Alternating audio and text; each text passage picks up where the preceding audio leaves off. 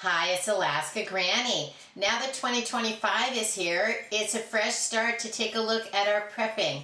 Most people think they don't need to prepare for anything. They're just going along with normalcy bias. Nothing bad really ever happens, or it doesn't really happen to me, so I don't really need to prepare for any emergency. Then there are people who think they just can't afford to prepare, so they put it off, rather than pinching pennies and making sure that they have the things that they really believe that they need.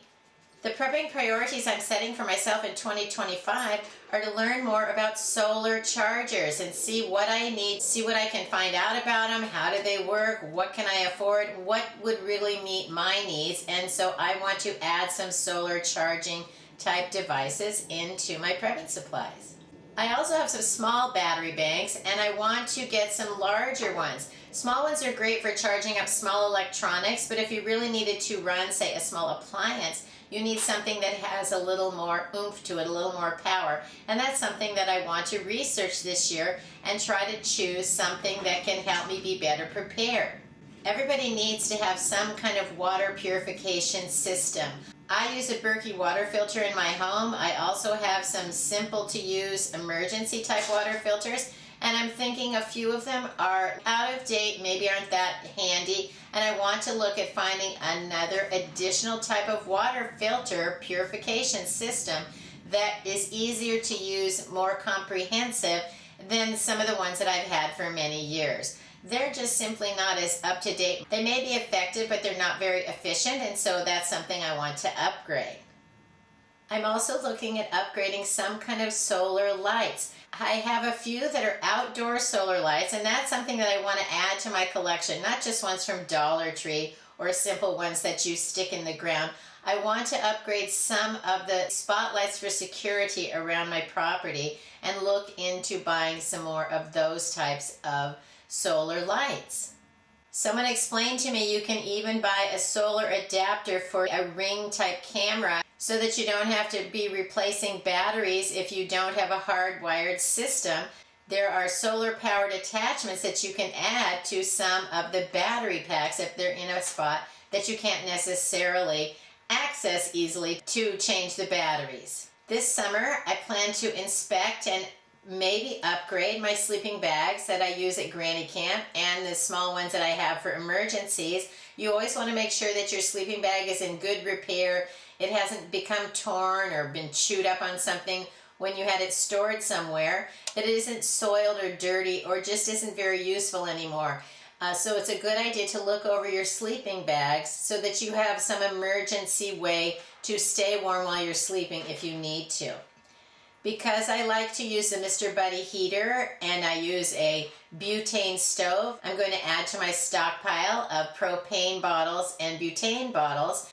I also plan to buy an additional propane canister that fits onto my gas barbecue grill so that I have lots of additional fuel, the capacity to store it, and then I'll have that on hand should I need it.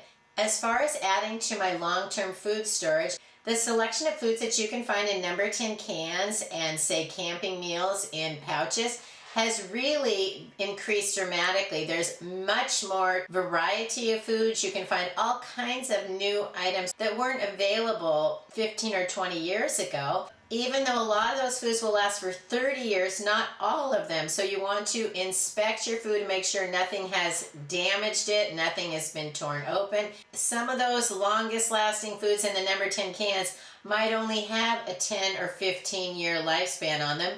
So I need to go through those, use, rotate, and replace them. It's nice that we can set it and forget it on a lot of our food, but we don't want to forget it forever. I've had food stockpiled that probably have been there for 30 years, so it's a great idea to keep rotating and replacing. So think about the reasons that you want to be a prepper. What are you preparing for? What items have you stockpiled that help you feel confident that you'll be able to face the future?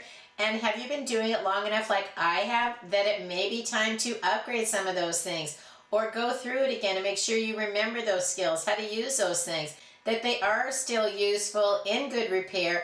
Then you don't have to question in the future if there is an emergency, why didn't I take the time to upgrade or inspect these items. There are some items you can buy once and put them away, but there aren't very many. A lot of them need to be maintained, they need to be upgraded, they need to be inspected because things just rot and spoil.